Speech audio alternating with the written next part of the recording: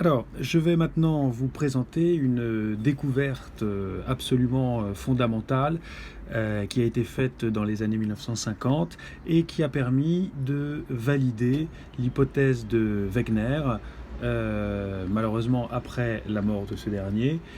Mais donc, ce sont ces découvertes qui ont permis de définitivement valider l'hypothèse que les continents se déplaçaient les uns par rapport aux autres. Cette découverte, elle est basée plutôt sur l'âge des roches situées au fond des océans. Alors, on est capable, par des techniques très complexes, de déterminer l'âge auquel une roche se forme. Et on a déterminé l'âge auquel les roches du fond des océans se sont formées. Et on a découvert que la répartition des roches dans l'océan en fonction de leur âge de formation est très particulière. C'est ce que vous avez sur cette carte.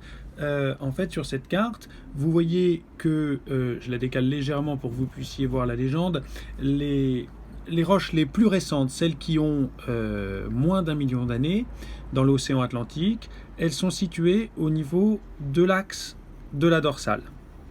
Alors que les roches les plus anciennes de l'océan, qui ont entre 125 et 150 millions d'années, elles sont situées le plus loin possible de la dorsale dans l'océan, c'est-à-dire près des côtes continentales. Et on remarque, si on regarde l'ensemble de cette carte, que plus une roche est ancienne, plus elle est éloignée du centre de l'océan, c'est-à-dire de la dorsale. Alors, cette découverte a permis aux scientifiques de comprendre des choses essentielles. Et pour que vous puissiez les comprendre, il suffit de remonter le temps. Imaginons que nous sommes il y a 1 million d'années. Il y a 1 million d'années, toutes les roches qui se sont formées depuis 1 million d'années n'existent pas.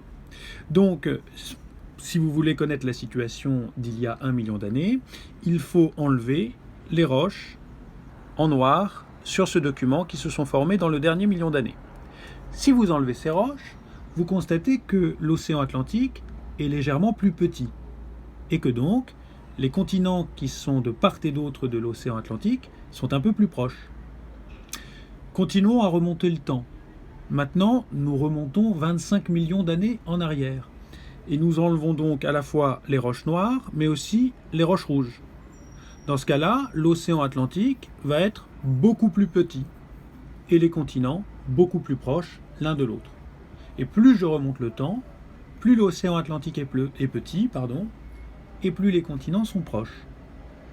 Si je remonte il y a 150 millions d'années, je n'ai plus de roches au fond de l'océan Atlantique, je n'ai donc plus d'océan Atlantique, et j'ai des continents qui sont collés l'un à l'autre.